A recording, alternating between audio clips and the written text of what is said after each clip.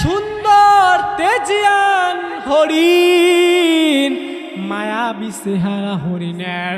এই মুমিন মুসলমান, মায়াবী চেহারা, ওই যে চেহারা মায়াবী চেহারা নিয়া বন্ধুরা, মায়াবী চেহারা হরিণের ওই চেহারাটা নিয়া যখন নজিরের সামনে লাফায়, তীরটা তাক করে যেই তীর ছাড়বে, লাভ দিয়ে অন্য জায়গায় যায়, তখন এই ঘটনা বাদশা দেখতেছে। বাদশা রাগ হইয়া বলতেছে, ও উজির, আপনি তো পারবেন না, সরেন আমি যাই। বাদশা যখন গেল ওই হরিণে শিকার করার জন্য, হরিণ শিকার করার জন্য বাদশা গেল। এই যে কেবল অধঃপতনের মূল ঘটনা শুরু হইয়া গেল মুমিন মুসলমান। হে যুবক ভাই, নারায়ণগঞ্জের বন্ধুরা, একটু মনোযোগ দিয়ে শুনেন। এই যে হরিণের পিছনে পিছনে যায়, বাদশা যখন তীর তাক করে, সব তীর তাক করছে, তীর ছাড়বে, এই সময়ের মধ্যে হরিণটা লাফ দিয়ে আর এক জায়গায় অন্য জায়গায় যায়, অন্য জায়গায় যায়, আবার হরিণের পিছনে পিছনে বাদশা যায়। এইভাবে ভাবে বনের জঙ্গলের মধ্যে, গভীর জঙ্গলে যায়। এদিকে তো সন্ধ্যা ঘনিয়ে আসলো। হে মুমিন মুসলমান রে যুবক ভাই, ও যুবক, ভালো করিয়া শোনো। বাদশা যখন চলে গেল, বাদশা যখন চলে যায়, এদিকে বাদশা চলে গেল, সন্ধ্যা ঘনিয়ে আসলো। সন্ধ্যা ঘনার পর তখন চতুর্দিকে অন্ধকার হইয়া গেল, চতুর্দিকে অন্ধকার হলো। বাদশা কোন দিক দিয়ে ঢুকছে, ওই রাস্তাটা হারিয়ে ফেলছে, কোন দিকে যাবে বাদশা তাও পায় না। কোন দিক দিয়ে রাস্তা বাদশা তা খুঁজেও পায় না। বাদশা কোন দিক দিয়ে রাস্তা এটাও খুঁজে পায় না। এই রাস্তা দিয়ে আমি আসছি এটাও তার স্মরণ নেই। গভীর অনন্য জঙ্গলের মাঝে রাস্তা হারিয়ে ফেলে। এদিকে সন্ধ্যাও হয়ে গেছে। এখন বাদশা কি করবে? বাদশা কি করবে? বাদশা চিন্তা করতেছে, আমি তো রাস্তা পথ হারিয়ে ফেলছি, এখন আমি কি করব? যখন বাদশা পথ হারিয়ে ফেলছে, তখন বাদশা কি করবে? এ যুবক, ভালো করে শোনো, বাদশা কি করবে? বাদশার মাথায় কোনো চিন্তা আসে না, ভাবে পারে না। বাদশা কি করবে? বাদশা চিন্তা করতে করতে তার শরীরটাও ক্লান্ত। সারাদিন অনেক পরিশ্রম করছে বাদশা, বাদশার শরীর ক্লান্ত। বড় একটা বট গাছের তলের মধ্যে বাদশা শুয়ে পড়লেন। শোয়া মাত্র বাদশার ঘুম চলে আসলো। এদিকে অন্য একটা চোর অন্য রাজ্যের মধ্যে, বাদশা যখন শিকার করতে করতে অন্য রাজ্যের মধ্যে ঢুকে পড়ছে। অন্য রাজ্যে ঢুকে পড়িয়া ওই রাজ্যের গভীর জঙ্গলে বাদশা পথ হারিয়ে ফেলছে। হারিয়ে ফেলার পর তখন সন্ধ্যা হয়ে গেল। হওয়ার পর ওই বড় বট গাছের তলের মধ্যে বাদশা ঘুমিয়ে গেল। বাদশা ঘুমাইয়া গেল। ঘুমাইয়া যাওয়ার পর শরীর ক্লান্ত, শোয়ার সঙ্গে সঙ্গে বাদশার ঘুম চলে আসলো। ওই রাজ্যের মধ্যে চুরি হইয়া গেল। হওয়ার পর চোরকে রাজপ্রাসাদ থেকে ধাওয়া করতেছে। চোর মনে মনে তখন গভীর জঙ্গলে দৌড়ায়। দৌড়াইতে দৌড়াইতে আসে ওই যে জঙ্গলের মাঝে বাদশা যেখানে ঘুমাইতেছে। বন্ধুরা আমার, এ বন্ধুরা, বাদশা বাদশাহ যে ঘুমাইতেছে, ওই যে বাদশাহ ঘুমাইতেছে ওই জায়গার মধ্যে তখন আসলো ওই চোরা আসে কি করলো, রাজপ্রাসাদের যত মাল সামান আছে ওই রাজপ্রাসাদের মধ্যে যখন ওই বাদশার পাশে বস্তাটা রাখিয়া চোরা যখন অন্য সাইডের মধ্যে চলিয়া গেল, তখন রাজপ্রাসাদের মধ্যে উজির নাজির সেনাপতি, অন্য রাজ্যের উজির নাজির সেনাপতি তখন আসিয়া দেখে ওই যে রাজা কি বাদশাহ জুলকারনাইন শরীর ক্লান্ত নিয়ে ঘুমাইতেছিল। ওই যে ঘুমানোর পর অন্য রাজ্যে যে চুরি হয়ে গেছে সে চুরির মাল এই বাদশার কাছে রেখে ওই যে চোরা পালানোর পর আড়াল থেকে দেখতেছে কি হয়, যদি চোরাকে যদি ছাইরে যায় তাহলে মাল নিয়ে চোরা যাবে, যদি না যায় তাহলে বাদশাহ চোরায় বেঁচে গেল। ঐতিহ্যবাহী নারায়ণগঞ্জের উদ্যোগে এক বিশাল যুব সমাজের উদ্যোগে এক বিশাল ঐতিহাসিক ওয়াজ মাহফিল ও হালকায় জিকির। প্রধান অতিথি, বিশেষ অতিথিবৃন্দু, আমার সামনে এক ঝাঁক দিন প্রেমিক, আল্লাহ প্রেমিক, জাকিরিন, শাকিরিন এবং পর্দার আড়ালে মা ও বোনেরা। আর আমাদের সামনে সময়ও নাই, সামনে কি রমাজান, কি সামনে রমাজান। আমি কিছুদিন আগে, আজ থেকে 2 দিন বা 3 দিন আগে বইয়ের মধ্যে একটা ঘটনা পড়লাম। পাকিস্তানের হাকিম আখতার সাহেব রহমতুল্লাহ আলাই উনি যেভাবে লিখেছিলেন তার বইয়ে, আমি সেভাবে আপনাকে বলতেছিলাম, যেভাবে পড়েছিলাম সেইভাবে বলতেছিলাম। হাকিম আখতার সাহেব রহমতুল্লাহ আলাই যখন উনি এক এলাকায় বয়ান করতে গেলেন, কি করতে বাজান, বয়ান করতে গেলেন এক এলাকায় আম লেখাপড়া শিক্ষিত দিনে লাইনে কোনো দিকে তার কোনো খেয়াল ছিল না। কি ছিল না? খেয়াল, বুঝতোই না দিন কাকে বলে, ইসলাম কাকে বলে, ধর্ম কাকে বলে, এটা কোনোদিনও তারা বুঝতো না। হাকিম আখতার সাহেব রহমতুল্লাহ আলাই বললেন উনি ওই এলাকায় কি করতে গিয়েছিলেন, ওয়াজ করতে। যেমন আজকে আপনারা নারায়ণগঞ্জ ওয়াজের মাহফিল করছেন, এই ধরনের ওয়াজের আয়োজন করছে ওই এলাকায়। ওই এলাকায় উনি গেলেন ওয়াজ করতে।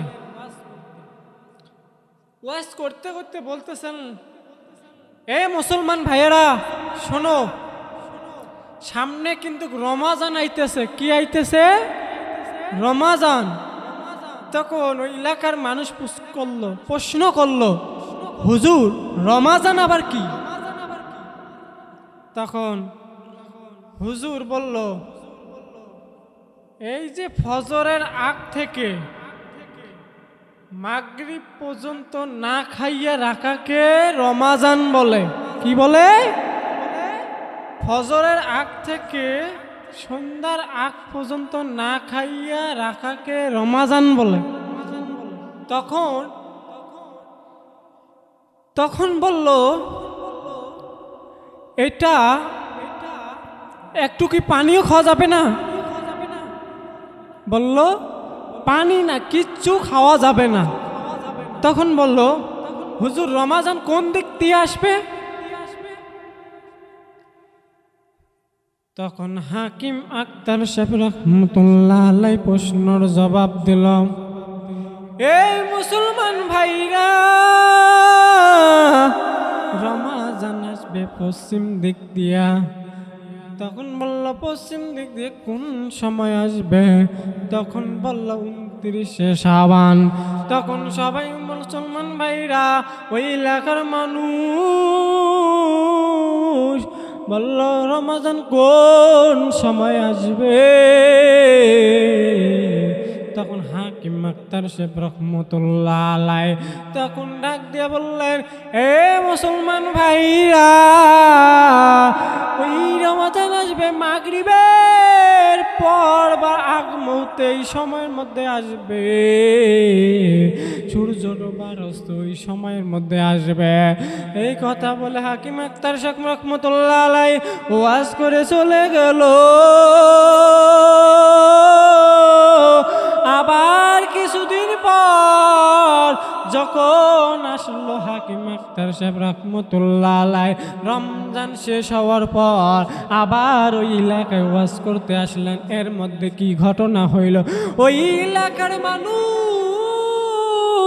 তখন ডাক দিয়ে বলল, ভাইয়েরা আমার, রমাজান কোনো প্রকারে আমাদের এলাকায় আঙ্গ এলাকায় ঢুকতে যাওয়া যাবে না।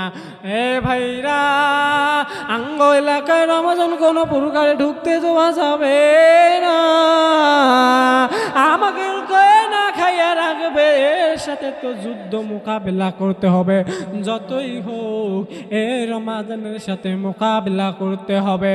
তখন মুসলমান ভাইরা আমার, ওই এলাকার মানুষ কি করলো, যখন লাঠি সুটা কাটিয়া স্তূপ করিয়া দিল, তখন স্তূপ বাই স্তূপ রাখিয়া দিল। তারপরে কি করলো, এ গণনা করো 29 শাবান কবে, 29 শাবান গণনা করে পাওয়ার পর হঠাৎ করে খেয়াল, আজকে তো 29 শাবান। 29 শাবানে তখন বললো, সবাই চলো, এ পশ্চিম দিকে চলো।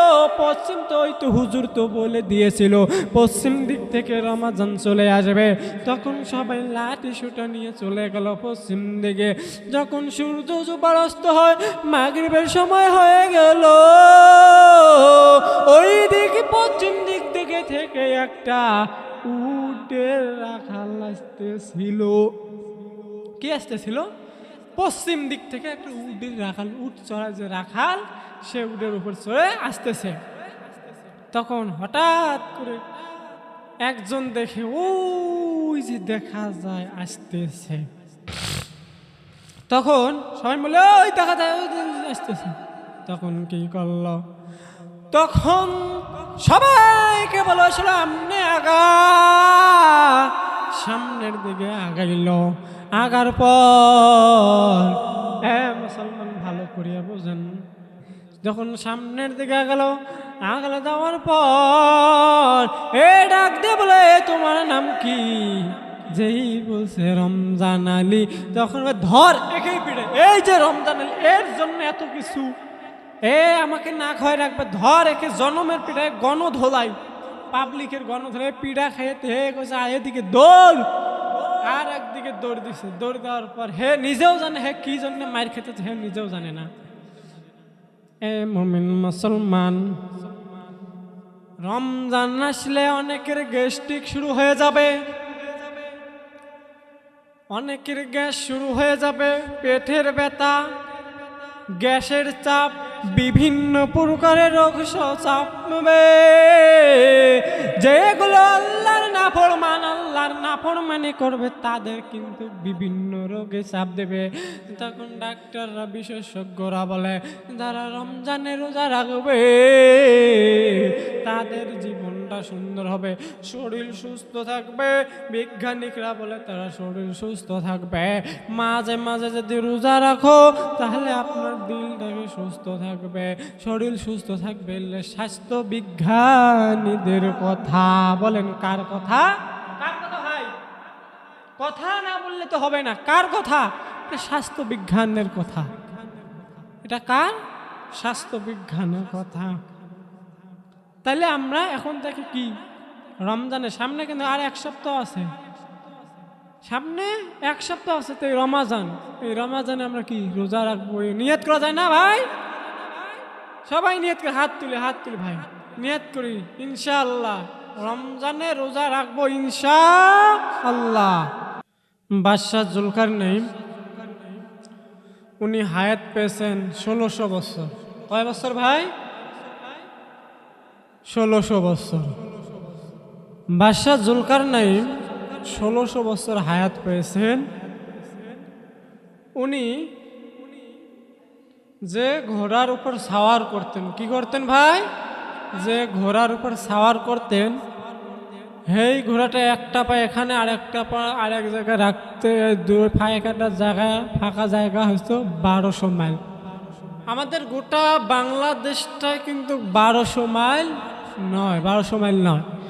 আর বাদশাহ জুলকারনাইন যে ঘোড়ার উপর সাওয়ার করতেন, সেই ঘোড়াটা 1200 মাইল দূরে কি চলতেন। সে ঘোড়াটা 1200 মাইল দূরত্ব পা রাখতেন। আর বাদশাহ জুলকারনাইন এই কথাটা বলতেন, আমার যত সম্পদ, অর্থ সম্পদ, এই সম্পদ শেষ হতে তো আমার এত সময় লাগবে না, এমন তো তাড়াতাড়ি আমি ফকির হব না। এই কথাটা উনি বলতেন। সাউন্ডটা ঠিক করো। এই কথাটা বলতেন। আর উনি একটা আয়াতকে অমান্য করার কারণে, অত কি আয়াতটা, অত ইজ্জু মন্তাসা অত জিল্লু মন্তাসা, অত ইজ্জু মন্তাসা অত জিল্লু মন্তাসা, এই আয়াতটাকে সে অমান্য করত। কি করত? অত ইজ্জু মন্তাসা অত জিল্লু মন্তাসা। বাদশাহ জুলকারনাইন বললেন, আমার যত সম্পদ আছে, এই সম্পদ শেষ হইতে হইতে আরো আমার জন্ম শেষ। কি হবে? আমার যত সম্পদ আছে, এই সম্পদ শেষ হইতে হইতে আমার প্রজন্ম শেষ, আমার সন্তানের জন্ম আসবে। এই কথা বললেন। তখন বাদশাহ হঠাৎ করিয়া তার সঙ্গী সাথীরা বলতেছেন, বাদশাহ মুমতাজ, প্রতিদিন তো উজির নাজির সেনাপতিরা হরিণের মাংস এনে দেয়, হরিণ শিকার করে এনে দেয়।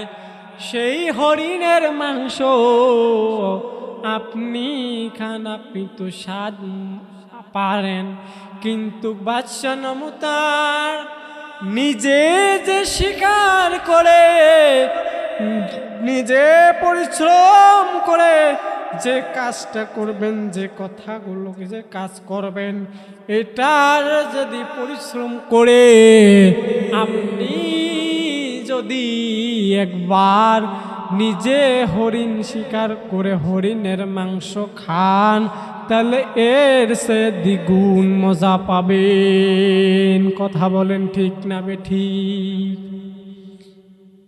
কি বললেন? উজির নাজির এই কথাটাই বললেন। বাদশাহ মুমতাজ, আমরা তো আপনাকে হরিণের মাংস শিকার করে আনি দেই, কিন্তু আপনি একবার নিজে শিকার করে খান, তাহলে আপনি এর সে দ্বিগুণ মজাও পাবেন। হরিণ শিকার করা মজা কি, ওখানে কি সুন্দর আনন্দ, এটাও পাবেন। আপনি একবার হইলেও চলেন। তখন উজির নাজির সেনাপতির কথা শুনে বাদশাহ জুলকারনাইন তৈরি হয়ে গেল। বাদশাহ জুলকারনাইনের কথা শুনে তখন রেডি হইয়া গেল। তখন বাদশাহ জুলকারনাইন বলল, আমিও যাব। ডেট করা হলো, আগামী সপ্তাহে যাব। বাদশাহ জুলকারনাইন এই কথা বলার পর তখন এই কথা বললেন, তখন উজির নাজির সবাই রেডি হয়ে গেলেন। আগামী সপ্তাহে আমাদের বাচ্চা আমাদের সঙ্গে হরিণ শিকার করতে যাবে।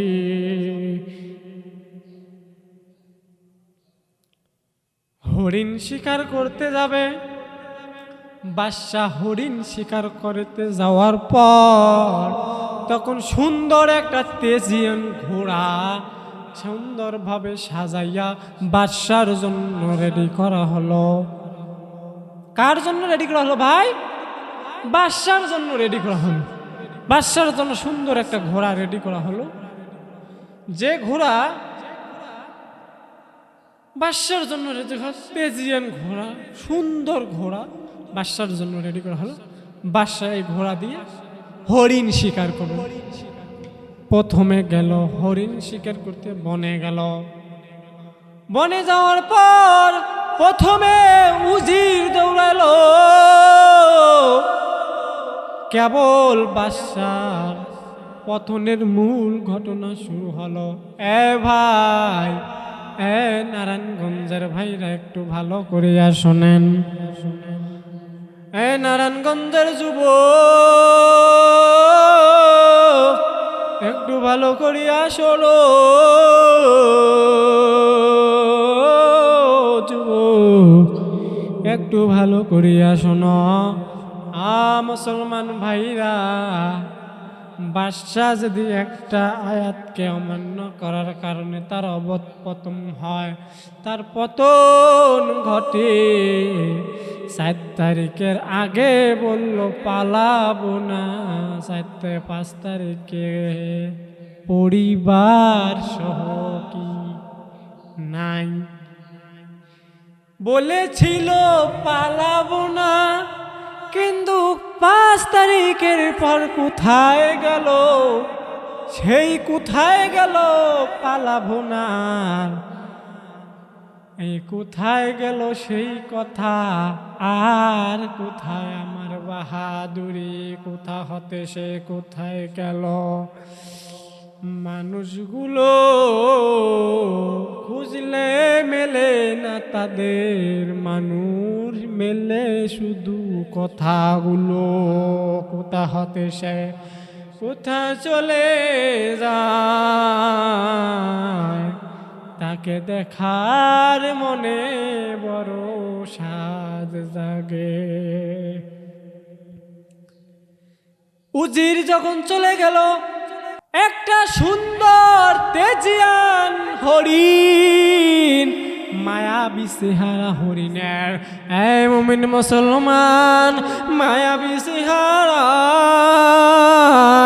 ওই যে চেহারা মায়াবী চেহারা নিয়া বন্ধুরা, মায়াবী চেহারা হরিণের ওই চেহারাটা নিয়া যখন উজিরের সামনে লাফায়, তীরটা তাক করে যেই তীর ছাড়বে, লাভ দিয়ে অন্য জায়গায় যায়, তখন এই ঘটনা বাদশা দেখতেছে। বাদশা রাগ হইয়া বলতেছে, ও উজির, আপনি তো পারবেন না, সরেন আমি যাই। বাদশা যখন গেল ওই হরিণে শিকার করার জন্য, হরিণ শিকার করার জন্য বাদশা গেল। এই যে কেবল অধঃপতনের মূল ঘটনা শুরু হইয়া গেল মুমিন মুসলমান। হে যুবক ভাই, নারায়ণগঞ্জের বন্ধুরা একটু মনোযোগ দিয়ে শুনেন। এই যে হরিণের পিছনে পিছনে যায়, বাদশা যখন তীর তাক করে, সব তীর তাক করছে, তীর ছাড়বে, এই সময়ের মধ্যে হরিণটা লাফ দিয়ে আর এক জায়গায় অন্য জায়গায় যায়, অন্য জায়গায় যায়, আবার হরিণের পিছনে পিছনে বাদশা যায়। এইভাবে ভাবে বনের জঙ্গলের মধ্যে, গভীর জঙ্গলে যায়। এদিকে তো সন্ধ্যা ঘনিয়ে আসলো। হে মুমিন মুসলমান রে যুবক ভাই, ও যুবক ভালো করিয়া শোনো।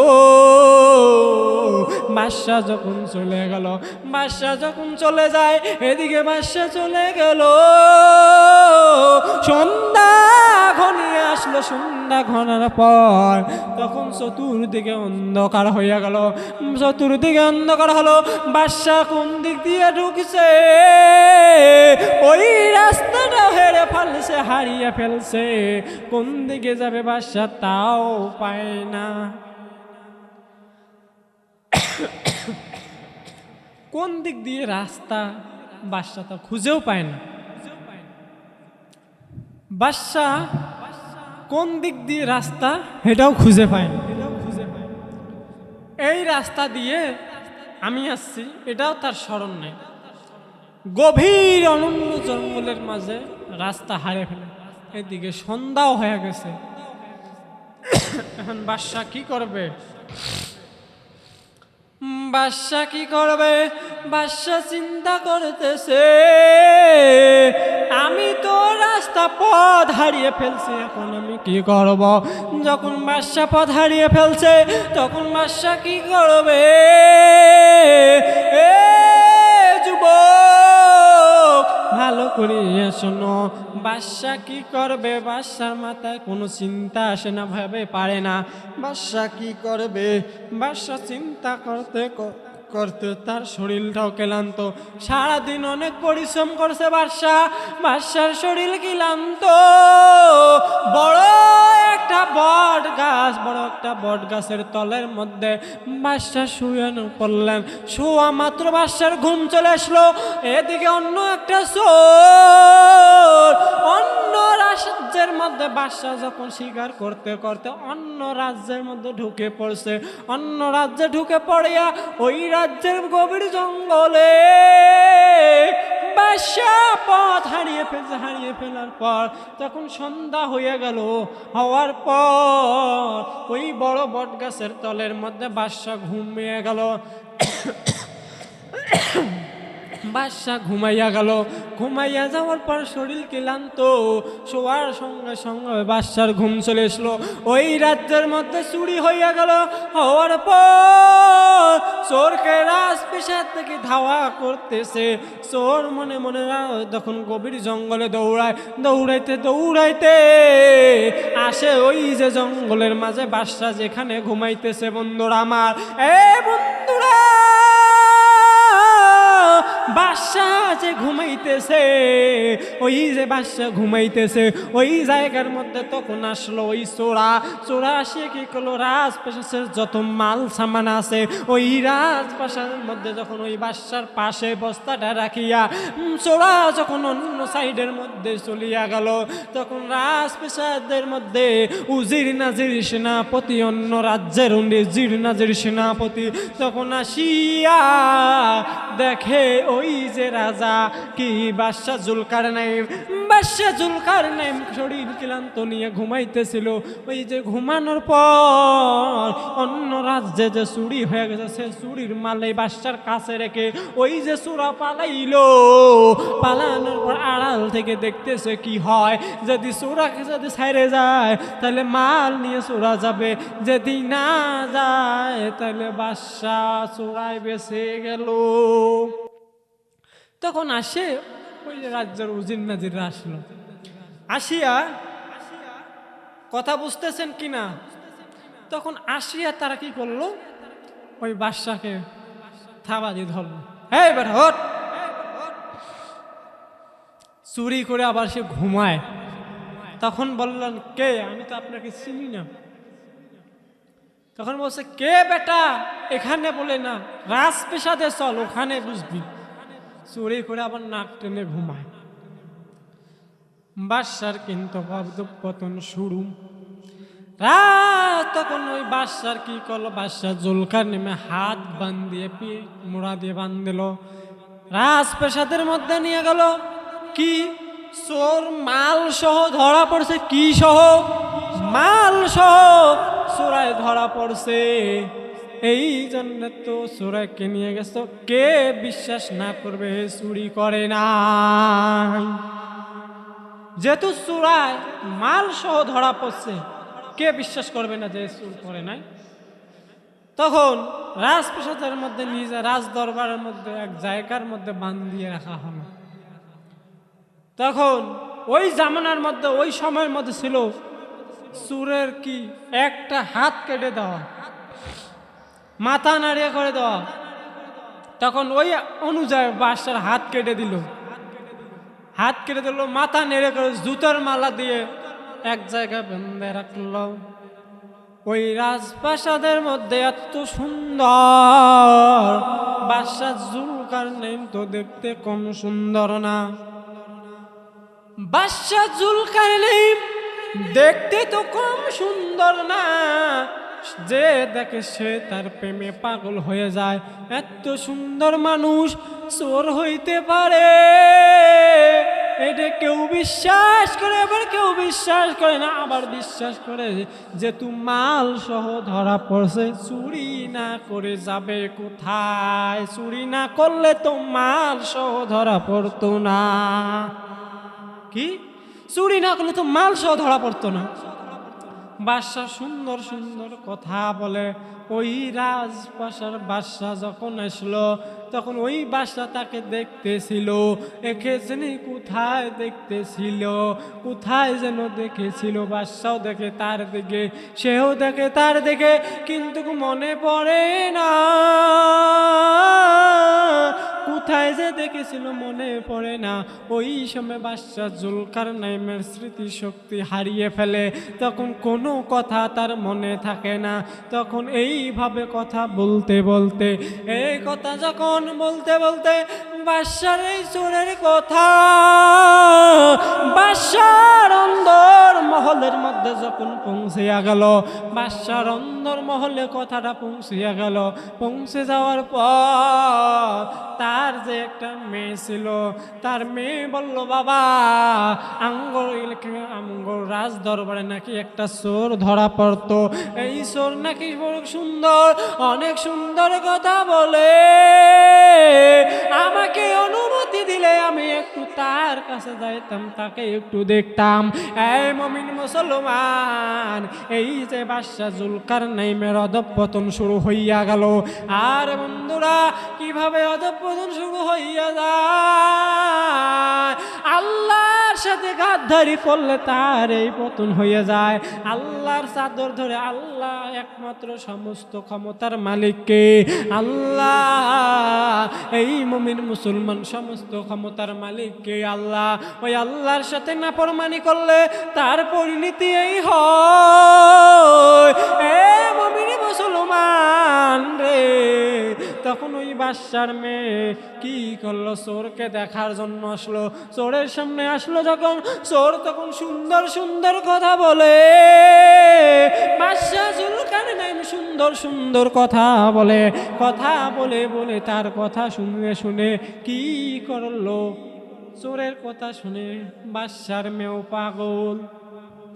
তখন বাদশার মেয়ে তার বাবাকে ডাক দিয়ে বলল, বাবা আমি এই চোরের কাছে পড়াশোনা করতে চাই। বলল, পড়ো কিভাবে? এতগুলো থাকতে, এত রাজপ্রাসাদের মধ্যে শিক্ষিত লোক থাকে, তুমি একটা চোরের কাছে পড়াশোনা করবা, চোরের কাছে ছন্দগুলো শিখবা, যাও তোমাকে অনুমতি দেওয়া হলো। তখন বাদশাহ যখন, ওই বাদশাহ জুলকারনাইন কে হাত পায়ের বান্ধন খুলে দেওয়া হলো, মুক্ত করে দেওয়া হলো রাজপ্রাসাদের মধ্যে। ওই বাদশার মেয়েকে পড়াশোনা করা, কোরআন শরীফের সবক হয়। কোরআন শরীফের সবক দেওয়ার পর কোরআন শরীফ পড়তে পড়তে যখন ওই যে বাদশাহ অত ইজ্জুমন্তাসা, অত জিল্লুমন্তাসা, এই আয়াতটা যখন ওই বাদশার মেয়ে পড়লো, তার মাথার মধ্যে কাজ করলো। এই আয়াতে অমান্য করার কারণে, এই আয়াতকে অমান্য করার কারণে, আমার অমান্য করার কারণে আজকে আমার বাদশার এই পরিণতি।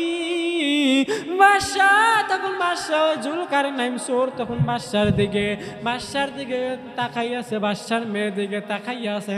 তখন বাদশার মেয়ে ডাক দিয়ে বলল, ও বাবা, এ তো চোর না, এ তো একটা খারাপ চরিত্রের লোক, আমার দিকে কেমন খারাপ নজরে তাকাইয়া আছে।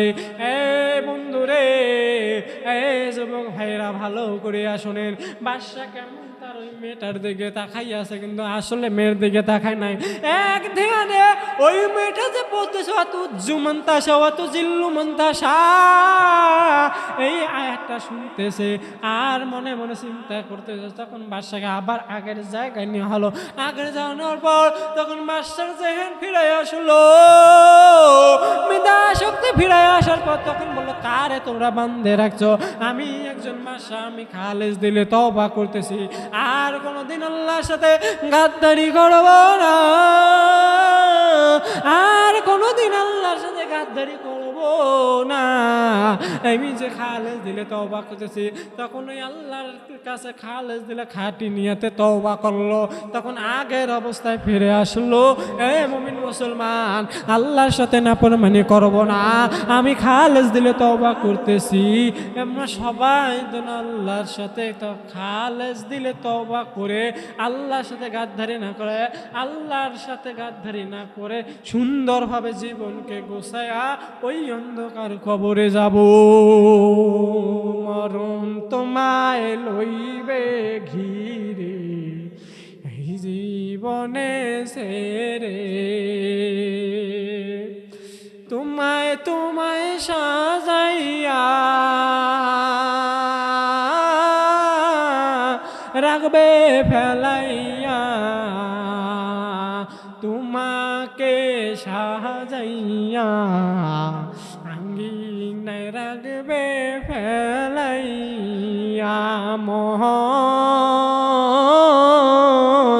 কার লাগিয়া কান্দ মন দিবানিশি, মন কার লাগিয়া কান্দ মন কার লাগিয়া হাসো তুমি দিবারাত্রি। ও মন রে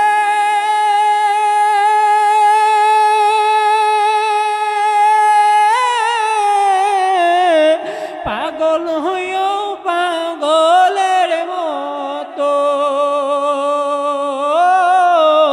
মাওলাকে রাজি খুশি করিও মনে, যেমন করিছিল বেলালে হাফসি আমারে। আমার মন পাখি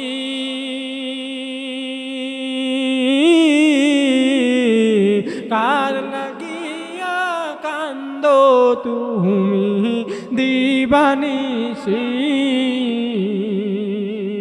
ধরা কিশোরা মনে করে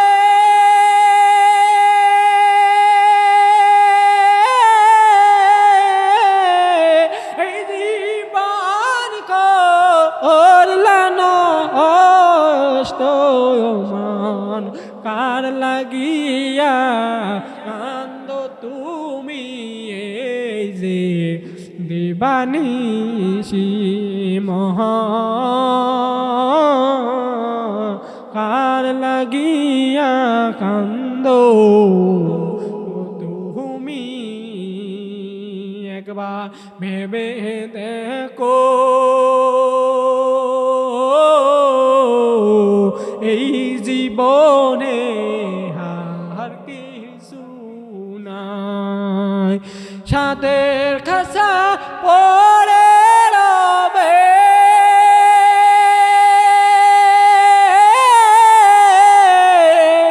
রুহু চলে গেলে পিঞ্জরে সে এড়ে যাবে পাখি মন। একবার ভেবে দেখো না আমার মন পাখি রে, আমার মন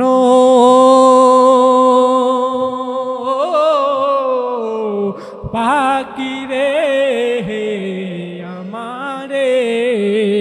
একবার সোনা পাখি বলো আমি কা, তুমি চলে গেলে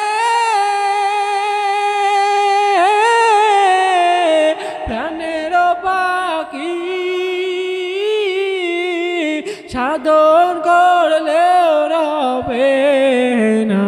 একবার ভেবে দেখো মন পাখি আমার মন পাখি, একবার